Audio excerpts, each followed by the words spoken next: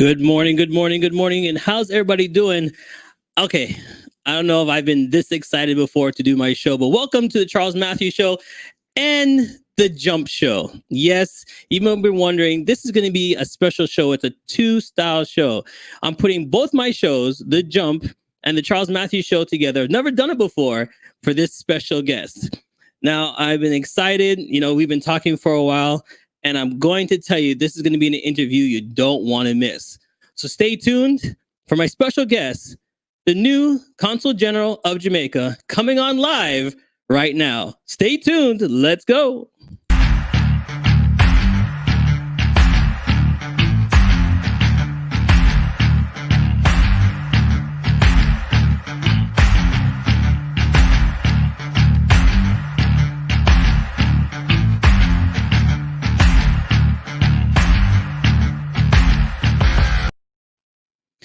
So let's not keep him waiting any longer, because I know you're excited to see him. Ladies and gentlemen, please welcome to the show the new CG, Mr. Danny. Give him a big round of applause. How you doing, sir? I'm good. It's Friday. Now, listen, I've been preparing for this for a while. We've been talking. I know your personality, and I can't wait to show everybody who you really are, because that's the main thing about this show, is just to get to know you a little bit more, and I'm excited to do that. So before we get started, how has it been in Canada so far for you? It's been very good, actually. I had a very smooth transition coming in, and I must give credit to my staff first and foremost. They made me feel very, very comfortable, even from quarantine. And when I started having initial meetings, everybody welcomed me. And so I'm loving Canada so far, until it gets cold, I suppose. All right. So the first question I'm going to ask you is, what was the first meal you had in Canada? It was Miss Cutie's baked chicken. And she's Jamaican. And it was with rice and vegetables. Oh, nice. All right. So like my veterans on the show, I have to shout out somebody that's always on the show, and he wants to say good morning to you, sir. Claudio wants to say good morning, Mr. Dana. Good morning. There you go. Morning, Claudio. So there we go. So like I said to everybody, I'm merging two shows into one. So it's not like my other show. So we're going to dive in to get to know you a little better. Sure. Well, can you tell me background? Born, raised, growing up. Give me a little bit of the background. Let me ask you guys, where are you from? I'm from Jamaica and Portland at that. I was born in Manchiniel, Portland. My parents are from St. Thomas, Duckenfield. My mother is from Duckenfield, and my father from Port Antonio, Summerstown Road. My father got a job in Port Maria in 1972, so he migrated there. So we followed after my birth around December of 1973. So I grew up in a sea town, Port Maria, Pagy to be specific. And I was there for a few years until high school. I then moved to Highgate.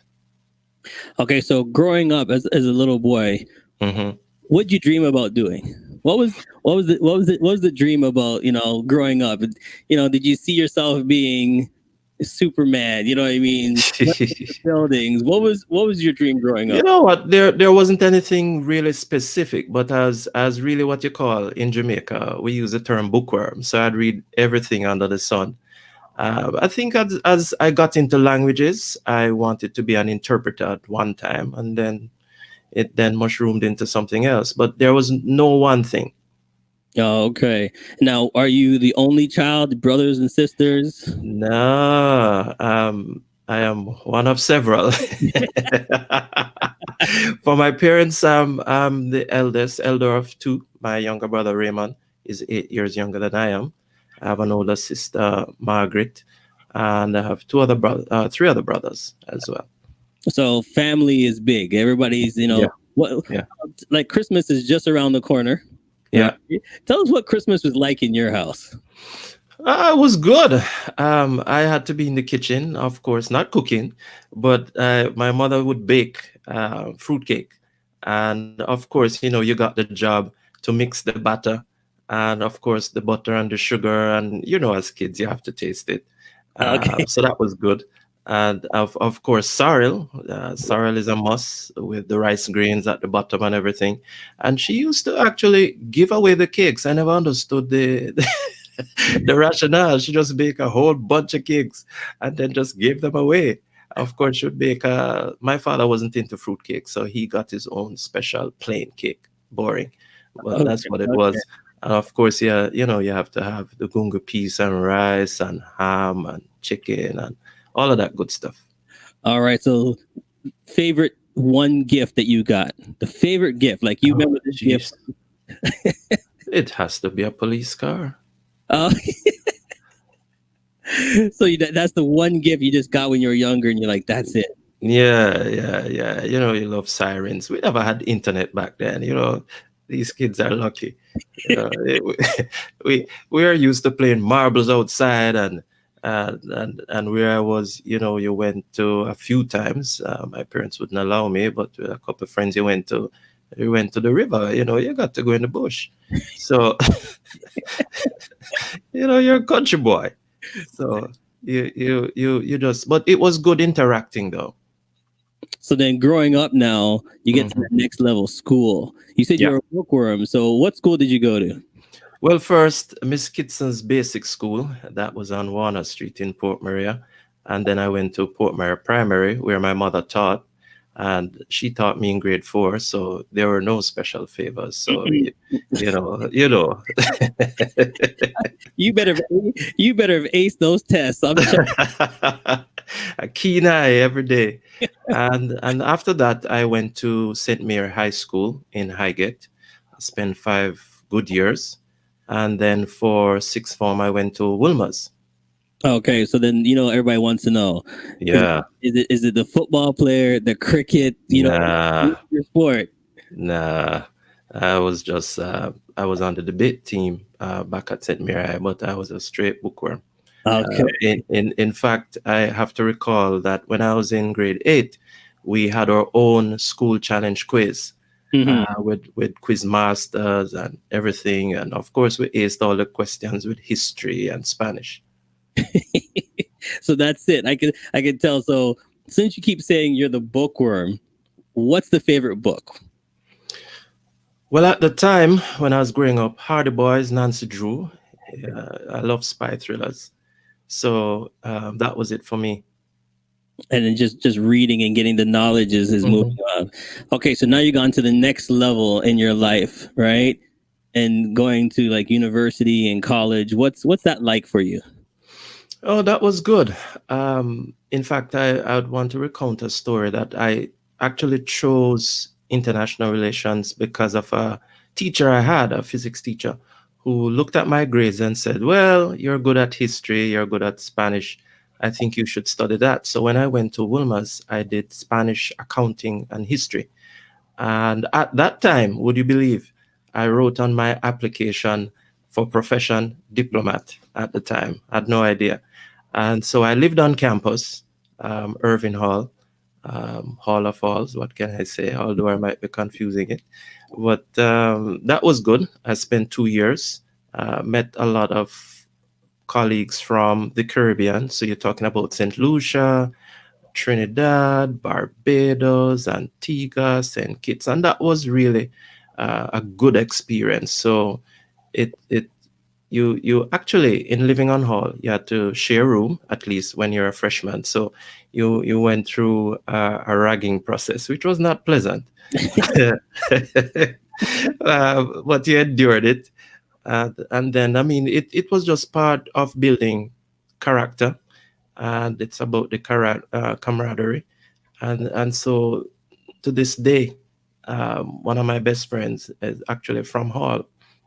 Okay, so everybody thinks about the new boy coming in and stuff, and I guess you had to pledge and do all the other stuff, right? Yeah, yeah, yeah, yeah. I tell you, I can but I, I can tell that's not a good memory for you. no, at all, at all, at all, But at all. but when you look back at it now, do you say, well, it wasn't that bad, or you just no, that's not it. Nah, not into that at all. Mm-mm. But what it did though, because it was a co-ed, so you had guys on, and we had two sister blocks, A and F, and so again, you build relations. One thing you learned was good study ethic. And I'm not a fan of cooking, but you had to cook at some point. We didn't have KFC and all those other restaurants that they have now. I mean, the whole place. It's I call it Sandals Mona. That's the rooms and how they are, the facilities that people have. We only had a man called Country, and he sell pan chicken. So if you don't get to Country by a certain time, dog, name your supper. Trust me. See, that actually goes to my other question I was going to ask you. That if you have somebody coming over your house, Mhm. you want to wow them, what dish were you gonna cook? That was my question I have written here. Like, Oh yeah. what's your go-to dish? You just said about cooking, so I gotta ask you right away. What's your Oh, go-to dish? well, back in the day, I'd do a mean chicken breast tenderloin with pineapple and pumpkin rice. What? Watch you? Okay, all right. Yeah, yeah, yeah. These days, I maybe will upgrade to olive oil potatoes and maybe some sort of chicken. But my really, really, really favorite meal is manish water and oxtail. Yeah. All right. So if anybody's listening, you know the way to CG's heart is right. Ah. And actually, I've gotten managed water since I've come. I have a friend, a school friend, who lives in Brampton, and when she came, she took me over to her cousin, and she came in my kitchen and said, "No, no, where the shed pan? It was my cousin cooking soup." I said, "What?" It didn't take me long. There. It was proper stuff in the big pot and all. So with everything's going now, I know I want to Hmm. get to know you better, but then I have to Hmm. ask these questions. Is like when you see the things with COVID, has COVID changed your life and your direction on thinking of being CG? It certainly has. It causes me to be creative. Fortunately for me, when I came, it was in the middle of the pandemic and I had to go through quarantine. But from our first show, that we had at the end of August, the virtual walkathon from the JCA, so that just brought into focus the realism that you had to do things differently. We couldn't meet together. Right. So right thereafter, I think the restrictions weren't as bad at the time, so I was able to meet a few people, but subsequently then we had to shut it down and just do virtual meetings. But it certainly hasn't dampened my resolve. I've been very active. I have a heavy schedule meeting members of the community at all different levels, Yeah. and so that's still exciting because at least you get to see the person real time and you can follow up. Okay. So I'm gonna do some things. It's called a throwback. Okay. So answer these questions. This is nothing new for you. I've been doing some research on you, and being Really. on the mic is not new. Tell us about this picture right here. Ah, that was the interview to promote the um, eighth biennial Jamaica Diaspora Conference. This was last June. The conference was held, so I think the interview was either in May or June. Okay, This was okay. at JIS Studios. And then what's this one right here? That's actually at the Diaspora Conference on the third day, where I was making a presentation on giving a report card of what took place at the Jamaica 55 Diaspora Conference, what were some of the results and work that the diaspora themselves did. See that this one I could tell that you just landed one of your big punchline jokes, right? Oh boy. I was kind of nervous too before I made that presentation because they just called on me suddenly. It's like, you're up. Like, oh Okay. God. So then tell me about this group right here. Uh, that's the group in Birmingham, Association of Jamaican Nationals Birmingham. That was in 2013. I think it was in July. That's my farewell. Okay, because I read the title and it says UK says goodbye, and I was like, Yeah. So tell us about UK. What's the difference between UK and here, and what do you see the differences? And I love the UK. My grandma lives in the UK and other relatives. So I have a special place in my heart for them. It's the community, as you know, with the migration of the on the Windrush, HMS Windrush back in 48. So that's really, I would say, the start of mass migration. And so I really learned a lot about the community, how they survived during the migration period and the challenges they faced, and the fact that their indomitable spirit as Jamaicans came to the fore, their involvement in politics, in law, in community development, every sphere of influence you can think of. And so there are six regions from the north.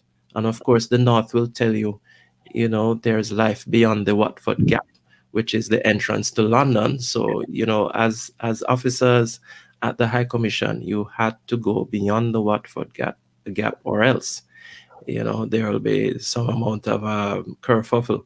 And the Midlands, west, east, south. So I got an opportunity to travel all across the UK and to Scotland, including.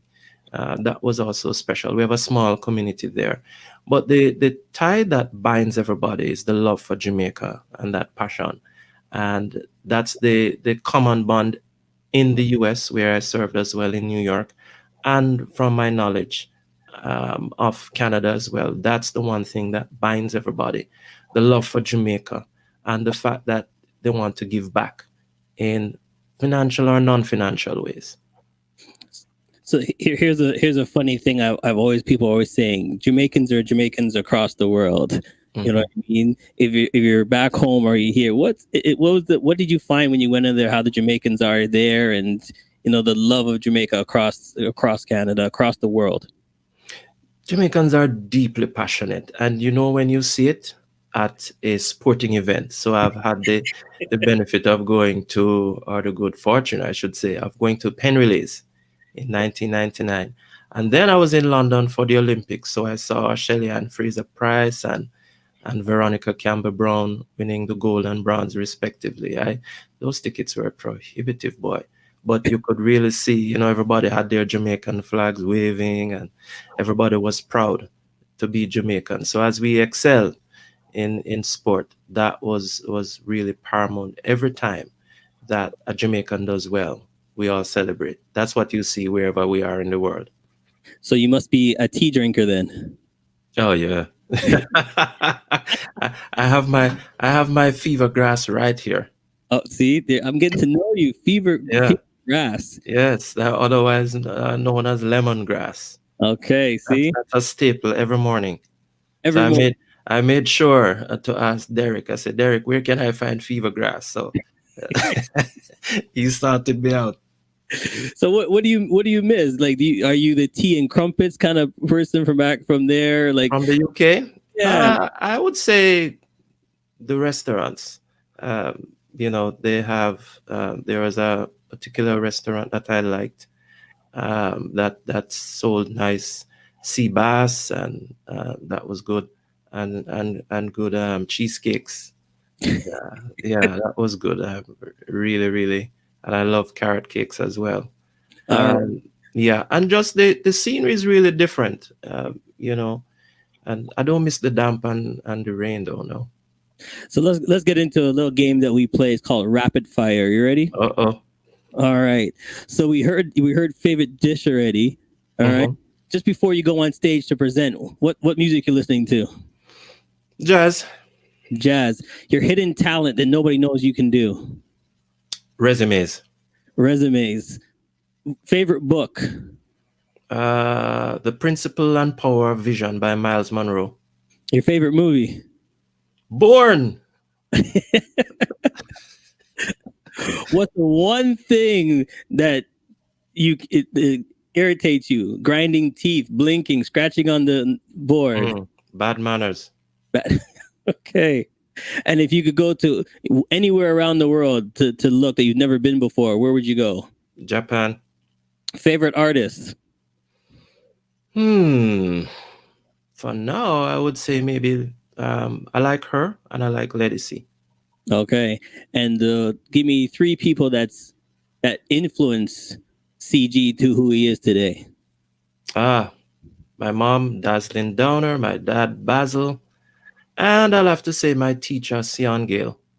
And what did Sion Gale do for you?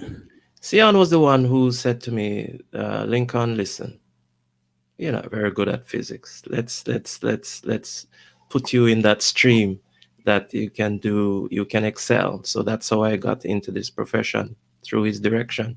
Beautiful. We're going to take a quick break, but when we come back, we're going to dive into now what you plan on doing. What CG plan Okay. on doing? We'll be right back. CMJ Entertainment is a one-stop shop. CMJ Entertainment helps people to do any type of events, and it's a marketing tool as well. So we'll cover everything from start to finish. If it's a wedding, we'll make sure your wedding is over the top. And if it's an event, we make sure that everybody gets information at the end of the day. Give us a call at 416-414-8964 or online, go to cmjent.com. Yeah.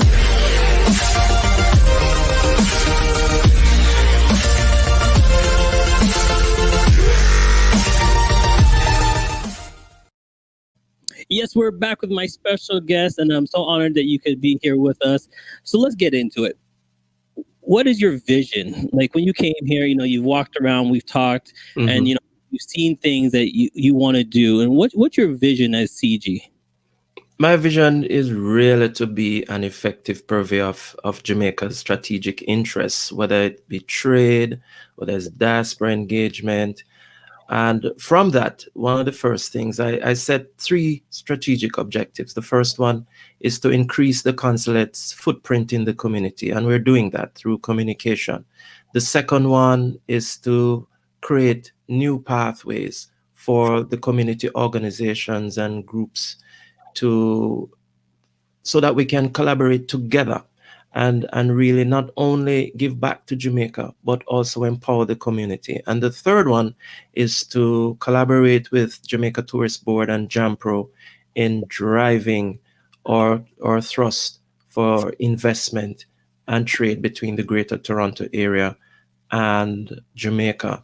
And I'm happy to report that thus far we have had a few successes, especially on the objective of just deepening that collaboration with the community. So I'm working with a university in looking at the effects of COVID-19 on Eglinton West. So hopefully in the next couple of months, when we're ready to go, we'll share more information on that because data is important. So I'm really seeking to have a deeper collaboration with universities and also faith-based institutions. So I've already been in touch there. So I have a couple of meetings coming up with various groups, including the alumni that does tremendous work for Jamaica and for our children. Also, in terms of the office, yeah, we're shaking things up a bit. My staff is very hardworking, and so we have an appointment system. We're trying to improve our back-end systems just so that we can be more efficient in the community. And of course, hopefully, when COVID lifts, we'll be able to go physically to some of these communities and bring organizations from Jamaica to the communities because service is important. So then, when you're saying service, because Mhm. for us, we know right now there are some buildings, businesses going down because of COVID. People are looking for information how they can do. One thing that everybody was really interested in before COVID hit was trade. They, Mhm. they want to do. They want to go back home. A lot of people are retiring now that want to go back home to Jamaica and live the good life. They came to Canada for Right. many years. They want to go back to good life. How are you going to help us and help them achieve that goal? Well, certainly with Jampro, what we're going to do is to at least share information on what are the sectors that are of importance. If persons have ideas outside of those sectors, then we'll be happy to have a conversation and then point you to the right people in Jamaica, which one office would be Jamaica Business Development Corporation, because you're looking at the scale of businesses. So Jampro will deal with big businesses and JBDC will deal with small, micro, medium enterprises. So it's important for persons to be very clear about what they want and to do some amount of research, because we don't necessarily offer a concierge service that would be outside of our scope. So and this is the time to do it. So speaking of services, I want to bring up the website and Right. explain about the services, because people might not know what can we do at the consulate. Sure. If we need A, B, and C, we go to the consulate. If we need A, B, and C, call this number. Yeah, right. So, of course, there are passport services. So the passports are issued in Jamaica, citizenship certificate as well. And citizenship meaning you're Jamaican by descent, meaning one of your parents is Jamaican, as well as it could be a grandparent or a great grandparent. In fact, that is what I'd like to flag. It's important for persons to pass on the generations. And from there, you can apply for a passport.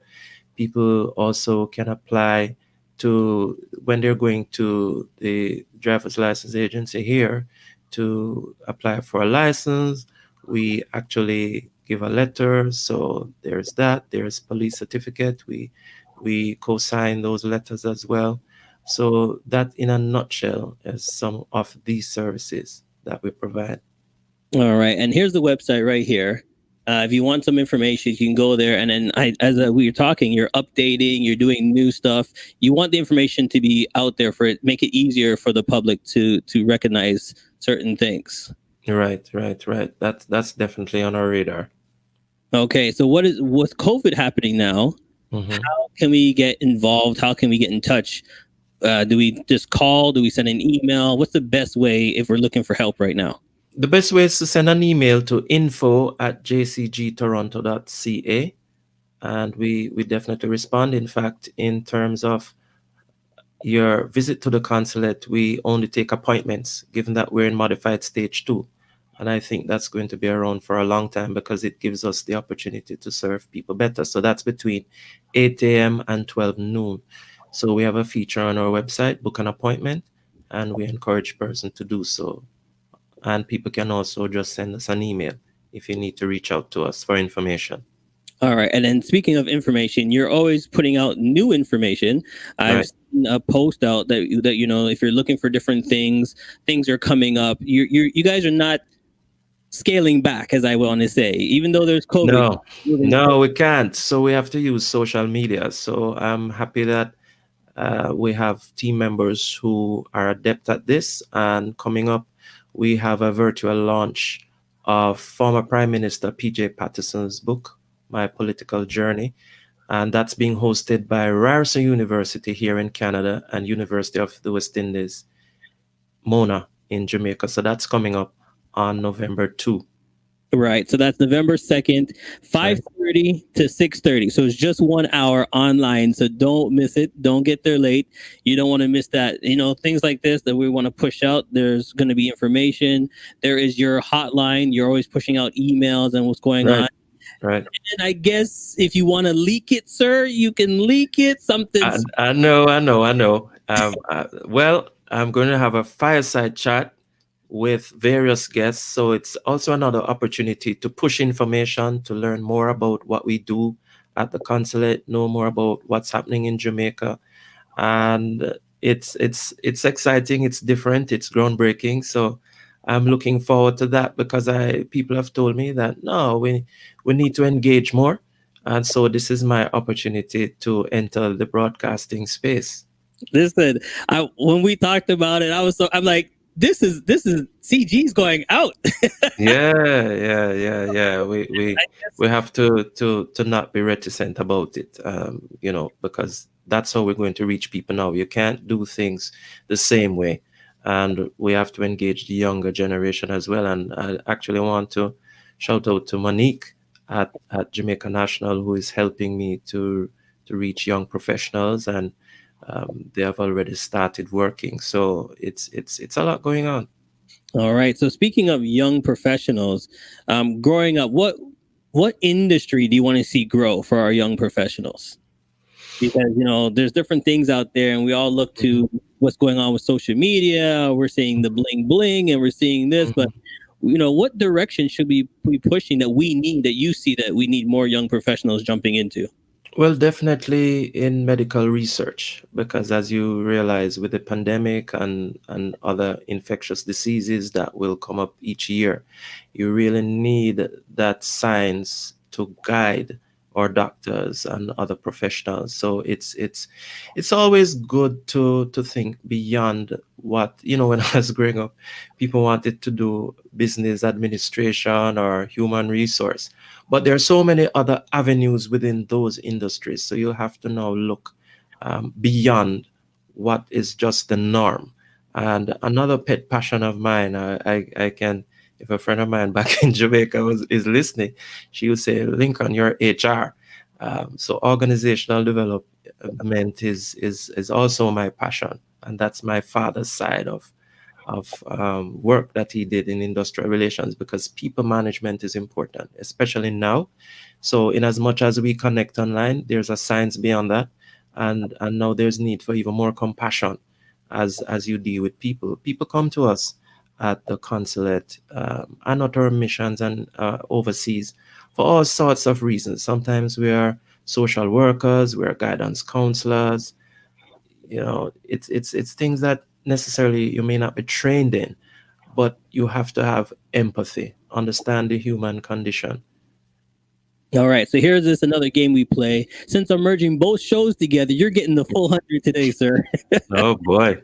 It's called Pick Three. I have questions from 1 to 10, and Uh-oh. you need to pick three numbers, and those are the questions I'm going to ask you. So pick numbers between 1 and 10. 7, 7, 3, 3, 1. 1. Okay. Number 7. Let me just scroll down here. Okay, if you were in my shoes, what question would you have asked that I didn't ask you? Mm, I think you have asked them all. But I think you could have asked me a question about what it was like in Jamaica during a hurricane. And the answer is? Scary. I was there during Hurricane Gilbert, seeing the rooftop go up and then come back down and go up and come back down, but it And didn't fly away, thankfully. and then when you come out, so let's touch on that a little bit.